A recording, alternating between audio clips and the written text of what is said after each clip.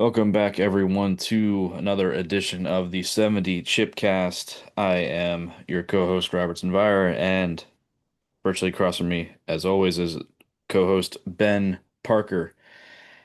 And if you're new here, bad time to get into this, really. Just not great, Go but away and come back on a winning week.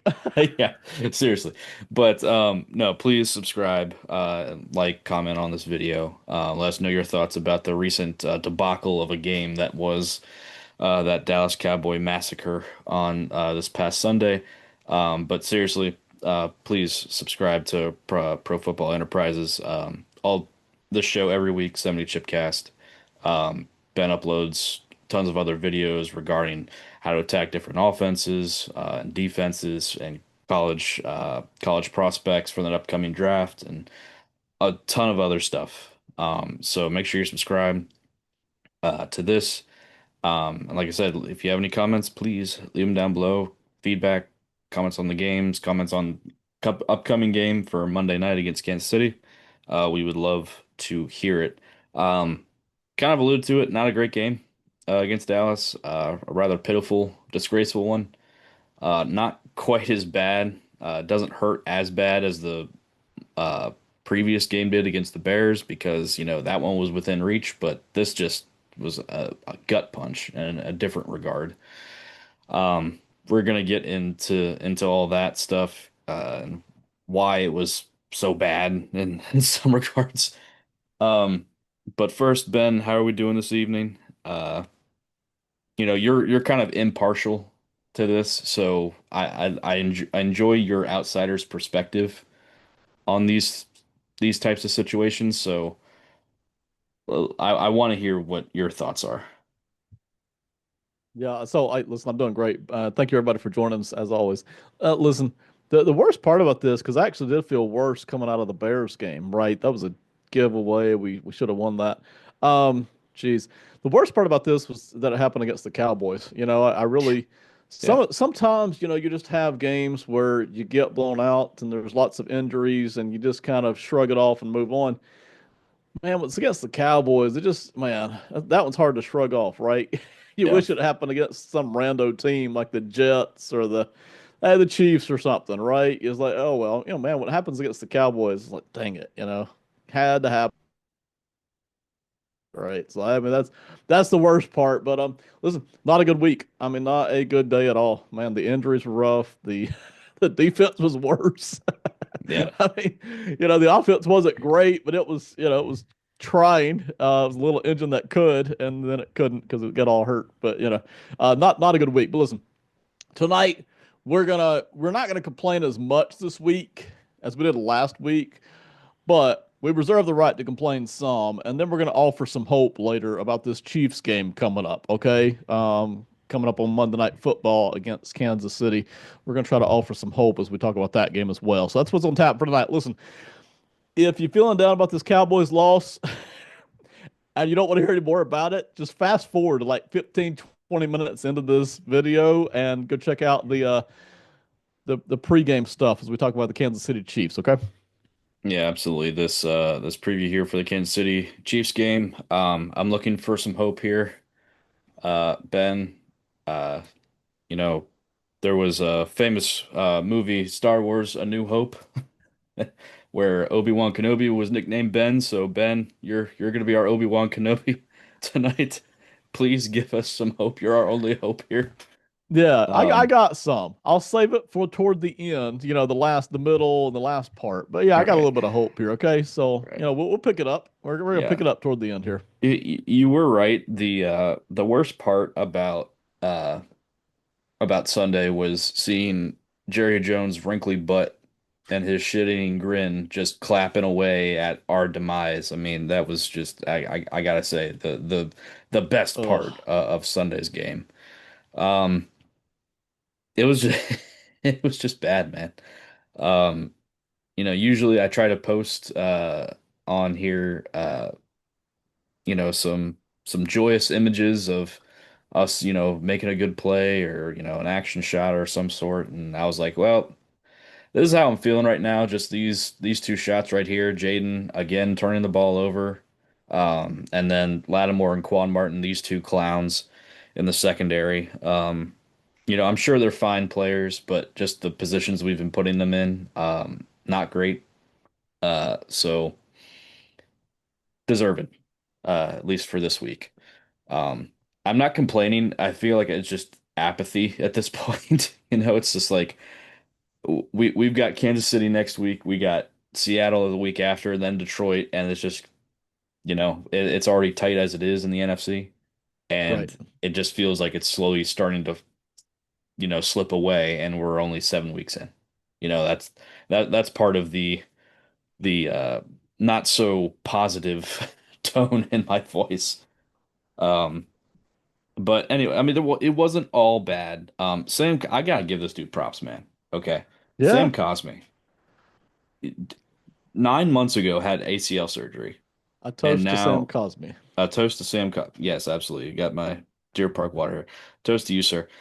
9 months ago had ACL surgery as an offensive guard, and you come back, and in your first appearance, granted, it wasn't against a stellar defense in Dallas, but still allowed two pressures, zero penalties. Could you pass that along, Sam, to the rest of your teammates there? Zero penalties and zero sacks given up, surrendered. So fantastic performance. I think they did pull him at some point during the game, probably to, either one, give him a break since it was his first game back, or two, it was too far out of reach anyway. And they just said, well, we're not going to risk you, trying to push it too hard here. But absolutely hats off to you, sir. Glad to have you back, and hopefully these stellar performances continues because my God, they're sorely needed. And then Deron Payne. Okay, I was not going to shout out anyone from this defense. I was not. Deron Payne, this must be his contract year, you know? He Yes. must really feel the pressure of not getting paid after this season because my Hmm. God, is this dude showing up? Um, I think he's the guy I've probably shouted out the most in these segments throughout the first 7 weeks. I think so. And the reason is, yes, he's part of a horrible pass rush and part of a horrible run defensive effort, but he single-handedly shut down two separate drives from the Dallas Cowboys. I gotta give you props, man. Look, I gotta give you something.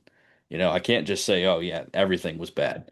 So obviously would like a lot of things to be better, but if you can single-handedly shut down two different drives, I gotta give you props.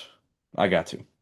Um, that's the end of my positive notes from, from Sunday's game.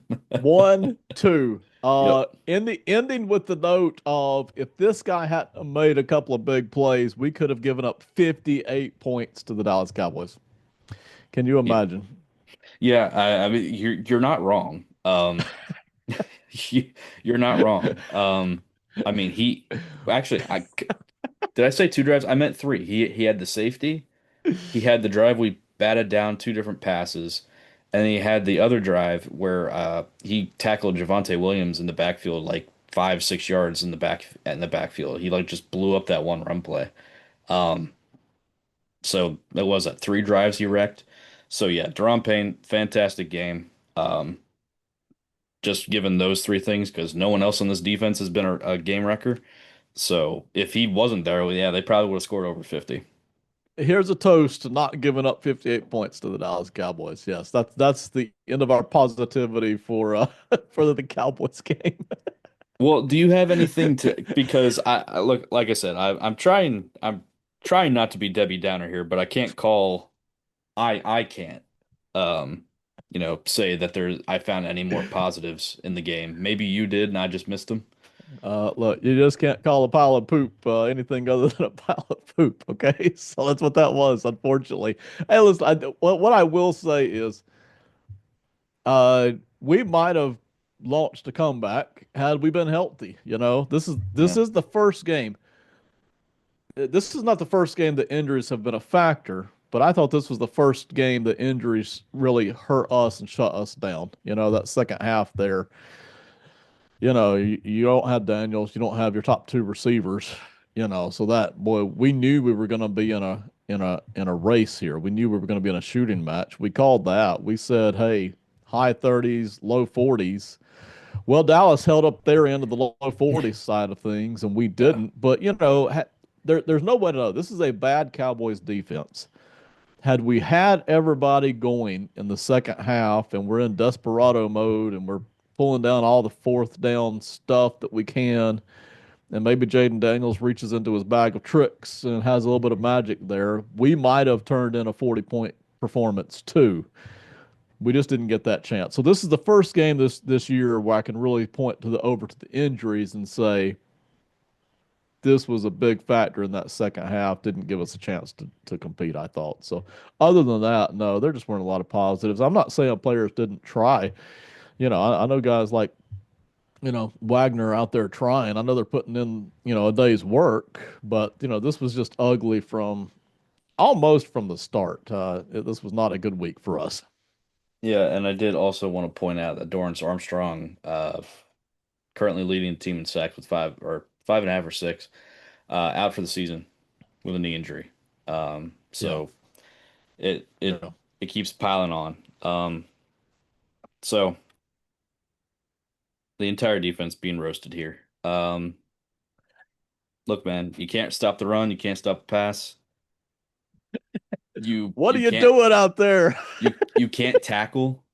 You can't play clean football because there's penalties, holding calls, illegal contacts, pass interference. You're running it. You're tackling your own guys, running into each other. The long touchdown, the first touchdown to CeeDee Lamb, that wasn't even the play at the snap. CD was like, "Oh, this is a busted coverage. Guess what I'm going to do? I'm just going to run across the field here, and these two guys are going to run into each other." And that's what it was. Marshawn Lattimore is an absolute liability on the outside. Yeah. Um, Mikey Sanders still is not far behind, which is disappointing because after that promising rookie season he had last year, uh, they, I mean, if you want to run the football against us, you can.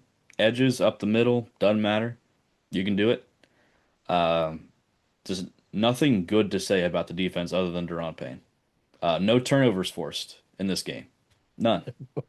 Uh, Again, no 5 out of 7 games we haven't forced a turnover.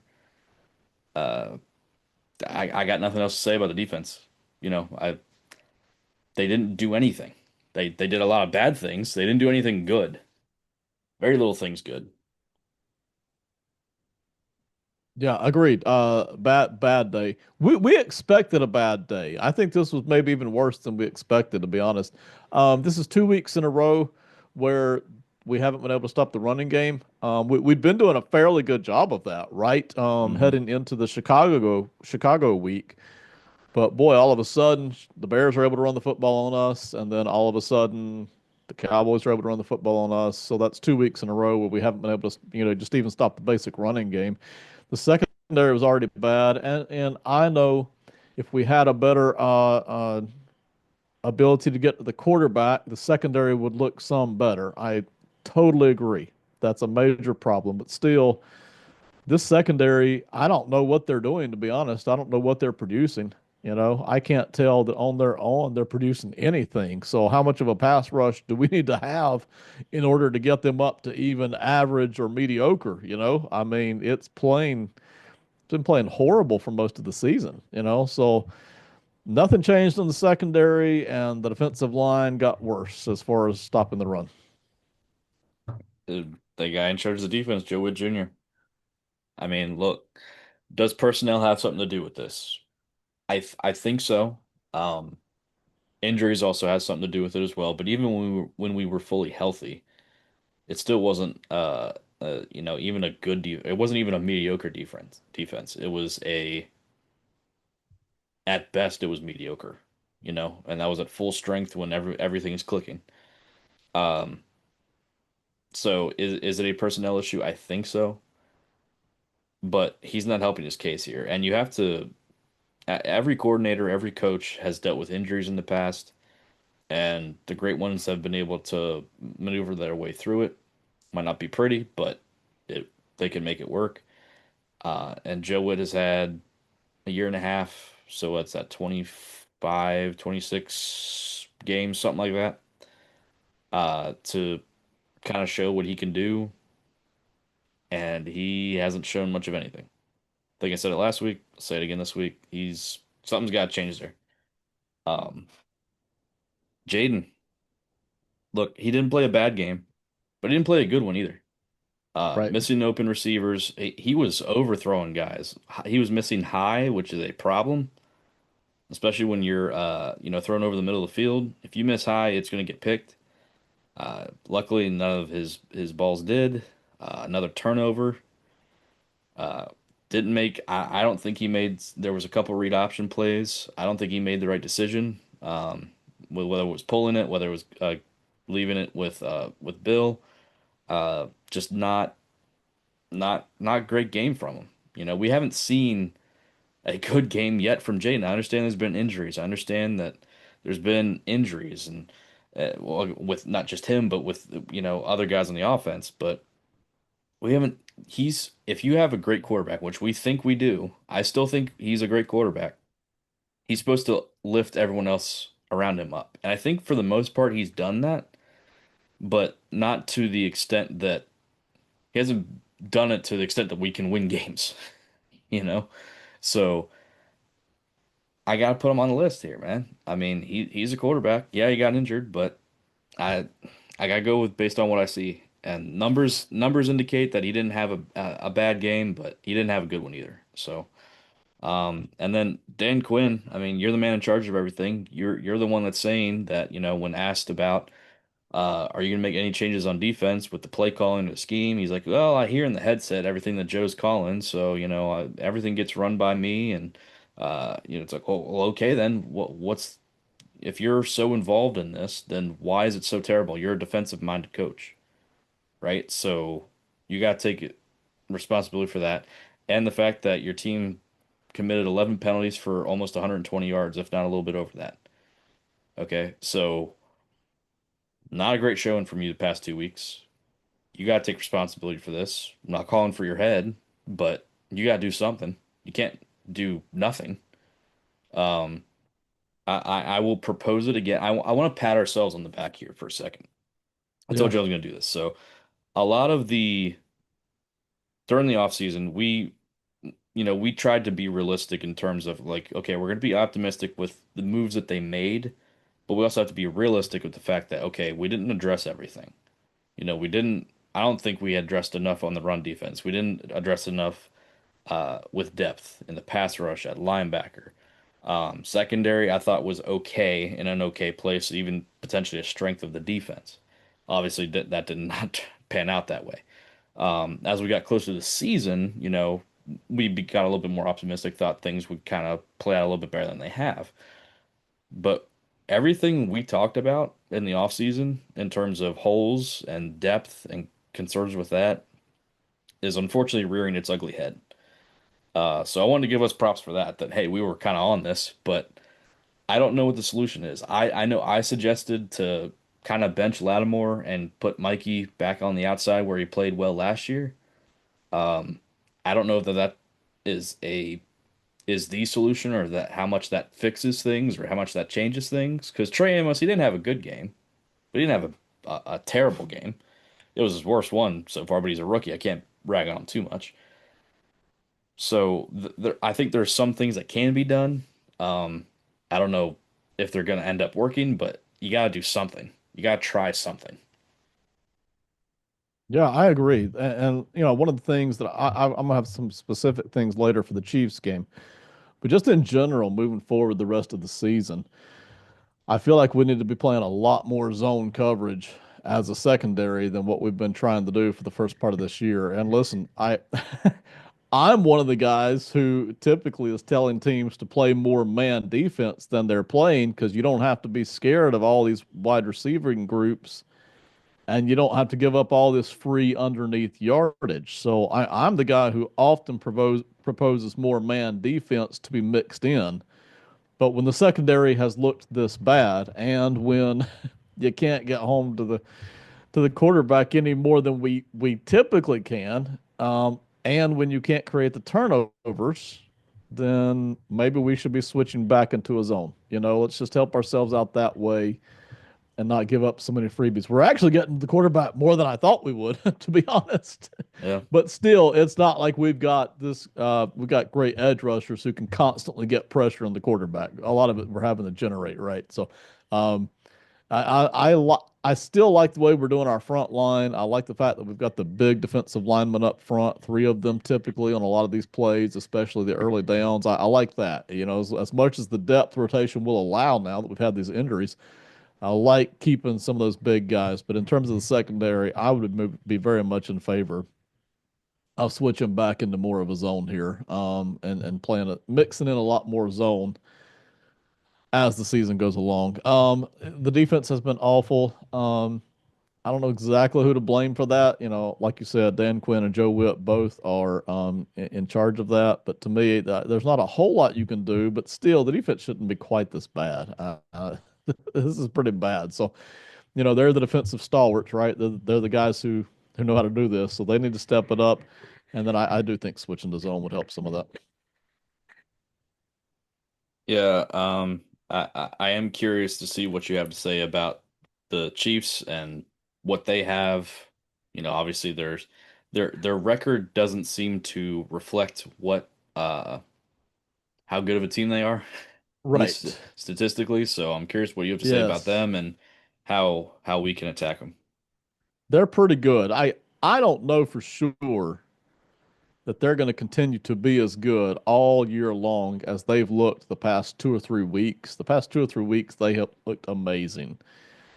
And the first 2 or 3 weeks, they didn't. So, you know, some people are going to say they're hitting their stride. Well, maybe. Okay. And it is the Chiefs. But, you know, maybe they just looked really good the past 2 or 3 weeks. Sometimes that's it. You know, sometimes the team is just playing well, you know. So, anyway, the Chiefs are pretty good. Let's start with that. We all know it. The Chiefs are pretty good. The things I'll focus on here, the offensive ranks, you see that right in the middle of the screen there for this year. Man, they're sixth in points per game. They're fifth in yards produced. They're top eight in every category there, except for rushing yards per game. And the Chiefs aren't typically gonna rank too high in rush yards. Andy Reid's not super worried about developing a run game as long as he's got something he can kind of punch with, right? That's kind of what he's interested in. So I'm going to start and stop right there. The Chiefs are pretty good, and this offense right now is ranked top eight in all of the major categories. What about the defense here? I mean, it looks like they're kind of middle of the pack, but they're at least currently through 7 weeks, they're ranking kind of high in some of these categories. So here's the oddity of football, right? I'm actually more scared of this defense right now than I am this offense. The offense is it's got Patrick and it's very efficient, which it always has been. You know, between Andy Reid and Patrick Mahomes, they're going to be very efficient, which is going to push them up the statistical ladder, right? The defense bothers me more, actually. But oddly enough, the stats are very weird about that. You know, they're 26th in defensive EPA right now. Somehow, that's really more of an anomaly than anything. They're third in points per game allowed. They're fifth in yards per game allowed. They're fourth in passing yards per game allowed, but they're 26th in defensive EPA. And where you start to see that breakdown is they're average in the red zone. They will give up rushing yards. You can run the football on them. They're not generating a ton of sacks. They're middle of the pack there. They're not generating a lot of turnovers. They're middle of the pack there. So that's where you're starting to see that EPA really crawl, you know, back down. But this defense scares me because they're physical, they're smart, they're wildly aggressive, but they pick their spots right. You know, this defense really does scare me a lot. This is a vicious, it's not a top, I don't think it's a top four elite defense, but still, man, this is such a dangerous defense. It really does scare me even more than the offense right now. Caveat being Patrick Mahomes is there. And listen, you can see over here when you look at the roster, there's not a weakness on this roster. There just isn't. You see that on the left side with the grades here. The two major things is Patrick Mahomes at quarterback and Chris Jones at defensive tackle, right? Those are the two really major standout departments. Everything else is in green though. I mean, everything else is on the plus side except for running backs. You know, they're not bad anywhere. They're good to very good in a lot of these categories. So It's a very good football team. Everybody knows that. I won't say that any more than what everybody already knows. But Kansas City Chiefs right now playing very well and ranking very well in just about every category. So, how do we attack this really good football team that, I mean, has arguably one of the best quarterbacks to ever play the game, one of the most winningest coaches of all time, and uh, you know, just a formula that is hard to beat. That you have to be have a super team like Philadelphia did to beat them in the Super Bowl. How do you beat a team like that? Yeah, I'll give you my keys here in just a second. It's an uphill mountain, right? Because you just said it. Andy Reid, Patrick Mahomes, and they're good. Um, they're looking good the past few weeks. Then they're playing at home, and it's at home at night, which is always more energy for the home crowd, right? My gosh, so it's a stacked deck. Let's just not sugarcoat that part of it. But here's the hope section. There are things we can do. Some of this game plan would depend on who's healthy. We don't know for sure between Jaden Daniels and Debo Samuel and Terry McLaurin. We There, don't know yeah. for sure who's going to be on that football field. Right now, it's looking like we may have all three, and hopefully, at least we've got two of the three, right? But, the game plan may alter somewhat based on that. All right, number one is on defense. Gonna play dime, gonna play cover two man. So here's my thinking. I really want to dare the Kansas City Chiefs to run the football. It's the thing they do least effectively. It's the thing they want to do least. They really don't care to run the football any more than they have to. They will, but they don't care to. I also want to make it as difficult as possible for Patrick Mahomes to throw the football in every sense of the word. And so I'm switching over to just putting as many guys in the secondary on the field as possible, and we're going to do cover two man. We're just going to zone this thing up. Again, not every play, not every situation, but in general, we're going to play as much cover two. We're just going to try to slow down this passing attack as much as we can. I'm even at times, this is an old trick the Cincinnati Bengals used for about 12, 14 plays back in the AFC title game 3 or 4 years ago. I'm going to drop 8 back in coverage and just try to give Mahomes no holes. We're all watching him, so yes, he can take off and run, but it's not like in man defense where we've got our backs turned and it's hard for us to watch him. We've got 8 guys watching him. Hopefully, we can pull down on that, limit that. That's what I'm going to try to do this game. This is not about trying to slow down the pace of the game so that we lose 27-14. This is about what gives us a chance to win the game. And this is the first thing. I want to dare Kansas City to run the football, which they don't care about doing, and they are not especially good at. It is their weakest part of the offense. And I want to really make it difficult for Mahomes to find any passing lanes to throw to, especially considering how bad this secondary has been. So let's get away from this man coverage. I might not play any man defense during this game. All right, considering Mahomes here and what they've been able to do, really want to do that. So that's number one. Dime cover two man. I mean, I don't I disagree with you. I mean, the problem is with zones is passing guys off. Um, and that has seemed to be one of the pain points of this season, this defense is communication. So in theory, yes, I like that idea. Can they communicate well enough? We will see. Um, if that is I mean, Jonathan Jones is back off the IR, so that at least provides you with some veteran presence that is maybe not great, but is stable. Um, you know, and maybe he can give you something if you're playing, six defensive backs. Maybe he's your extra guy. Maybe get Percy Butler back in there. He's healthy now.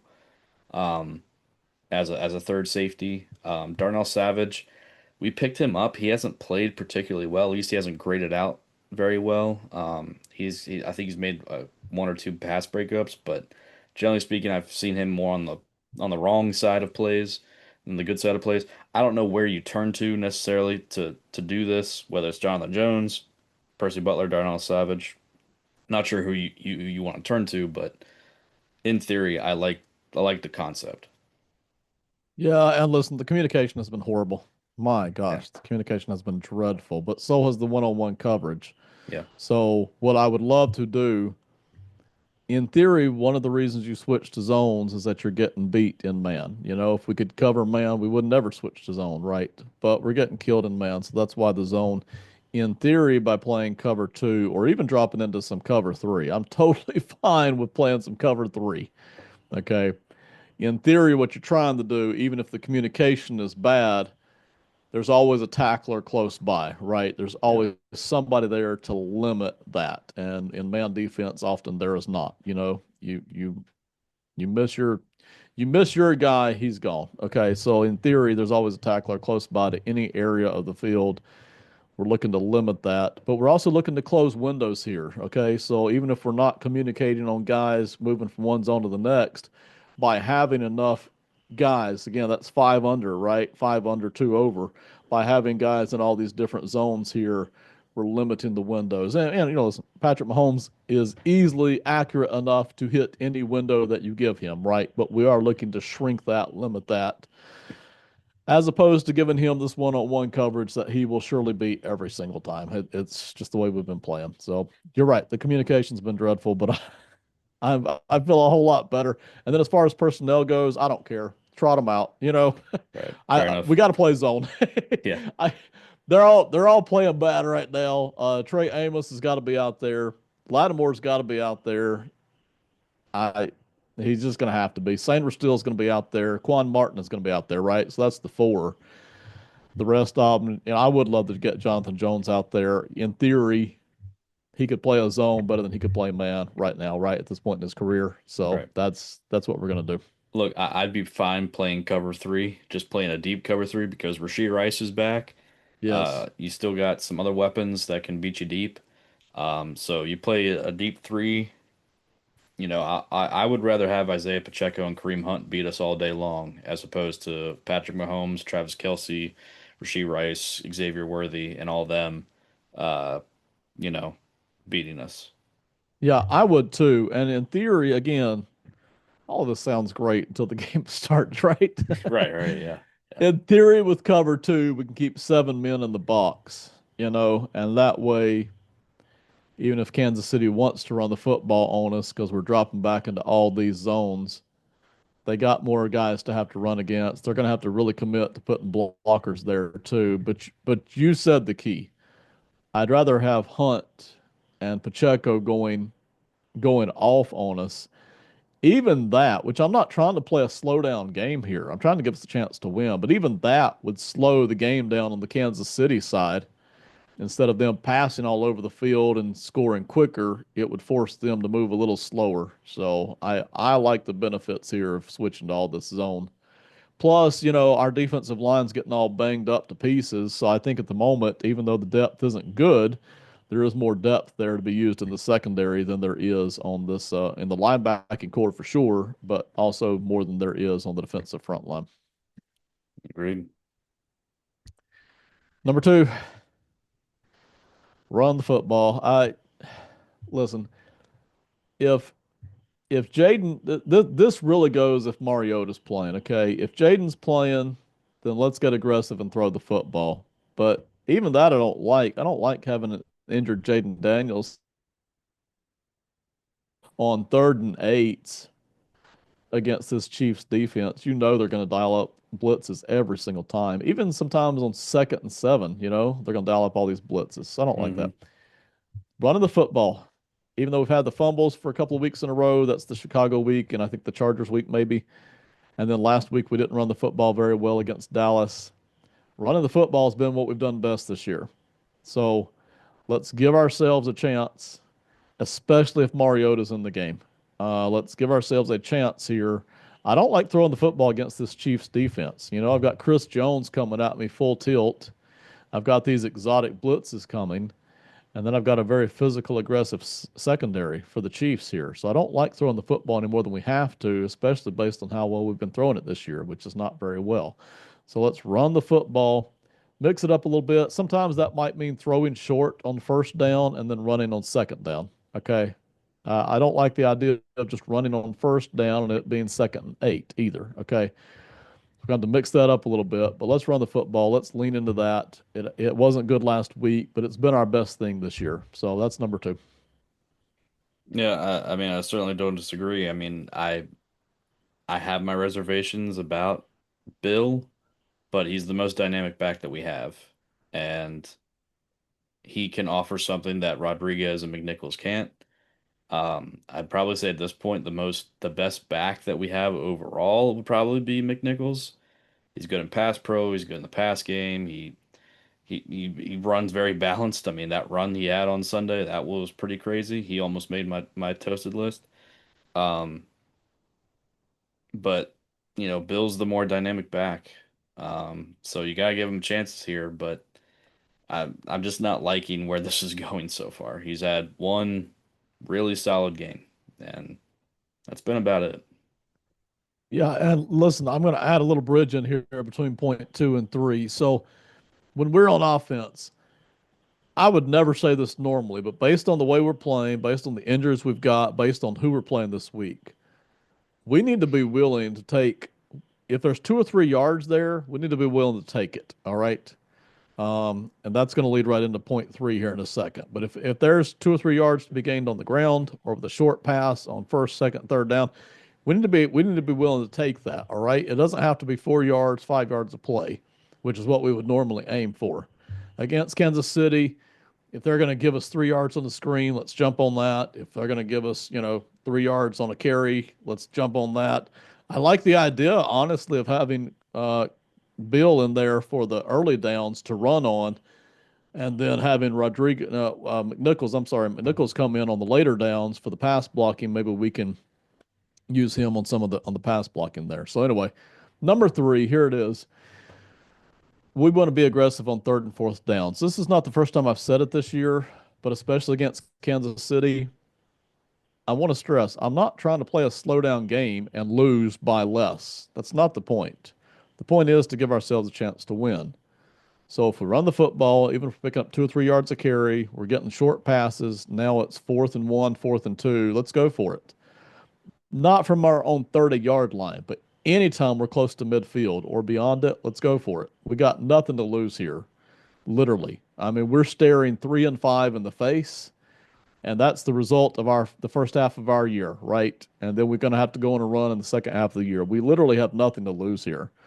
So on third and fourth down, let's be aggressive. Let's try to take all them little yardage on first, second, and third downs. And if that gets us to 4th and 2, then I'll take it. In most games, I don't want to be at 4th and 2. I want to convert earlier. But here in this game, if that's what it takes to continue a drive, then let's do it. Okay. So that's what I'm looking at. Be very aggressive on third and fourth downs. Whenever those chances come up, you know, let's get really aggressive with it. And even if we find ourselves in 3rd and 11, right?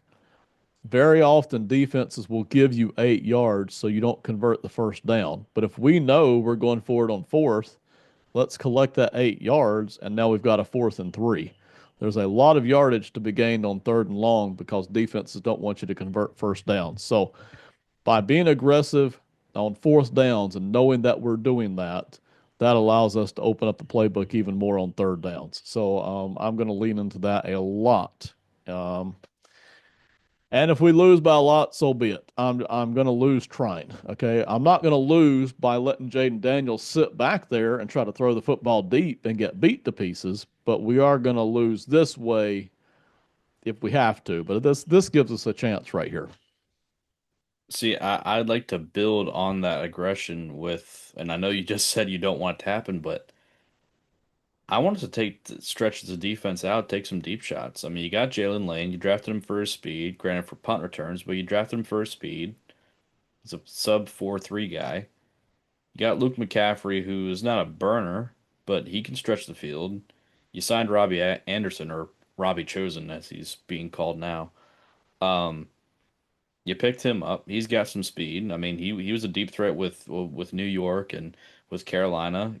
I mean, I want to see this deep. And Terry, even if he's back, I don't think you're going to put him on go routes. At least not in his first game back. Maybe one, but it's doubtful you're probably going to connect on that. I mean, maybe you do, maybe you don't. I don't know. But my point is, I want to see us stretch the field, not ever all the time. Now, I'm not saying every drive, you take a shot, but I want, maybe a max protect shot or two to one of your guys on the outside. Um, it kind of goes with being aggressive, if you're second and short, around the 40, 50 yard line, I want you to take the shot.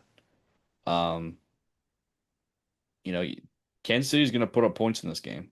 Even if you do slow down, as we mentioned earlier, playing deep zone, they're still going to put up points. And I'm not saying you got to throw a haymaker every drive, but you got to do something to keep up with them. So I'd like to see some more shot plays. Yeah, I actually agree with that. I didn't put it in my notes. It wasn't part of the game plan, right? But I agree with that. And Jaden Daniels is actually pretty good at that. When he recognizes immediately that a blitz is coming, he's actually very good at it's almost like a click pass, right? He's kind of standing still almost, and it's just click he can hit. So if he's got his receivers, whether that's McCaffrey, Samuel, McLaurin, if he's got two of those guys available, even Lane you mentioned, then yes, I agree. We should take multiple shots downfield. And listen, if that screws up one of our drives to where we're behind the chains, I don't care. Now, what I don't want Daniels doing is standing back there at the 3 and 4 second mark while a blitzer or a Chris Jones is bearing down on him and wiping him out. He needs to get rid of the ball quickly. All right. He needs to unload quickly. We don't want him taking a bunch of shots. But taking downfield shots, yes, and especially once we spot a blitzer coming in, you usually know you've got single coverage somewhere.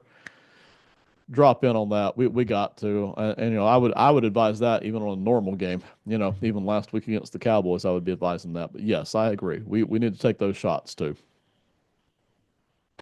All right, it's that time. What are your predictions? Uh, I'm going to predict this game is closer than what it should be. Okay.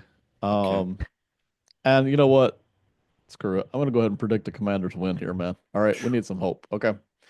All right. We see it every year. I don't remember who it was. It was what 3 or 4 years ago. We saw was it a dreadful Houston team that beat Dallas Cowboys team or Chiefs team that was amazing that year?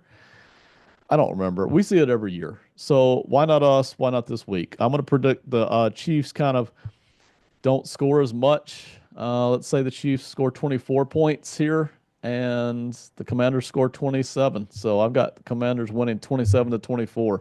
I don't think that's as unrealistic. Could we get blown out? Yes, but we see it every year, and we sometimes we see it every other week. These upsets. So Commanders have a chance here if they do these kinds of things successfully, especially if everybody's on the field playing. We got a chance. I don't disagree with you, but I'm going with the Chiefs 34-29. I just I see the Chiefs are healthier, they're more experienced, they Yes. have a tried and true formula. Andy Reid knows how to and oh my gosh, who's their defensive coordinator? God, it's gonna kill me. Who's their D Spagnola. coordinator? Spagnuolo. Yeah. He knows how to scheme it up, and I think we're still going to be able to move the ball despite, their kind of gaudy defensive numbers. I still think we're going to be able to score. I mean, 29 points. I mean, that's to me that's pretty impressive against a good defense. Um, I just think that the offense is going to be too much. I think they're going to be able to run the football, which is when it gets to the fourth quarter, and if they have a lead, that's going to be valuable to them. So I'm not predicting a blowout. I just think it is going to be closer than what we're letting on to, but Right. I got the Chiefs in this one, and I hope not, because 3-5, that's rough. And then your margin for error is pretty much zero the rest of the year. So Uh, I hope I'm wrong. I really do. But it is what it is. We'll see on Monday, right? Yeah, if we start off 3-5, which is exactly what we're staring at, right? If we start off 3-5, basically that means we're going to have to go on a winning streak at some point in the second half of the season. No more losing streaks. We need a 4 or 5 game winning streak, which is not out of the realm of possibility if we were to get healthy. One thing I do like about our team, and I haven't mentioned it much this year, I don't think we've got I don't think we've got one of the top five. I know we don't have one of the top five offensive coordinators in the league. I know we don't have that, but the offense has been producing in spite of the injuries. I think what is this like the fourth straight week in a row we've scored between 22 and 27 points, I think, something like that. Yeah. And then even that was uh, backed up by the 41-point Raiders game. So we've seen some consistency there. And I also see direction with this Commanders offense. They have a direction almost every week. They seem to know a way to navigate through and produce something. And that is important because when you look over at the Houston Texans right now, they don't have that. All right. They are just kind of lost in the sandbox right now. Right. And when you Yeah. look over at the New York Jets right now, they don't have that. My gosh, that is a wretched offense right now to watch. Those two teams don't have that. We do have that. And even with a bad defense, boy, it's a horrible defense right now. It is something that allows us to compete week in and week out, and we are doing that. Cowboys game notwithstanding, we're competing, and that offense is allowing us to do that, even on the 2 weeks when it was Mariota playing, right? So kudos to the offensive coaching staff. They're giving us a chance in these games. And you can see the difference, man. The Houston Texans and the New York Jets, they're barely competing in some of these games because they can't score. No matter how good defense they play, they can't score. So we're on the flip side of that. We're able to score some points. It gives us a chance, even even against Kansas City on Monday night. Yeah. I think Kingsbury. I haven't liked all the play calls, but I mean, we say that, and if it ended up working out, then everyone's like, oh, it's great, you know. So I think criticizing play calling, at least on offense, is sometimes cherry picking. It's like, oh, why'd you call that? It didn't work. It's like, well, yeah, but if it did work, you'd be praising them. So it's one of those things like unless it's like an obvious like why did you do that situation, then it's all subjective from there, right? I'm sure there is some dumb play calls, but I don't think that's a problem here with Kingsbury and the consistency. I mean, I don't think they've scored less than what did you say, 22 points since probably sometime early last year, maybe. It's been a while uh, that they haven't scored more than 20 points. So that consistency, that's nothing to be another shake a finger at. So No, it's not. And just from a technical standpoint, I think against the Giants and the Packers, technically we scored less than 22 both of those weeks. But even those weeks, we were putting up something, right? And we right, won the Giants game, of course. So right. um, it is a big deal. I don't like criticizing play calling unless I consistently, at the start of a play, right, within the first second of the play, they did what I did not expect or want them to do. If they consistently do that, then I'll criticize the play calling. But criticizing play calling based on results is cheating. Yeah, yeah. If they come out in a formation at a play call that you didn't want or expect, and they consistently do that, then yeah, criticize it. But other than that, yeah, we're not gonna criticize it. All right, Ben. Let the audience know what you got going on, and then anyone you want to shout out from Box Score. Yeah, so lots of good stuff there from Box Score. Most of that is on podcast, right? There's a few things on YouTube, but most of these are podcasts, so you can catch them all on Apple and Spotify. Everything from soccer to college football to a ton of NFL to some MCU universe over on Simon and Friends to some NBA over on Two Peas on a Pod, although they do a lot of NFL and college football as well. So a lot of good podcasts there.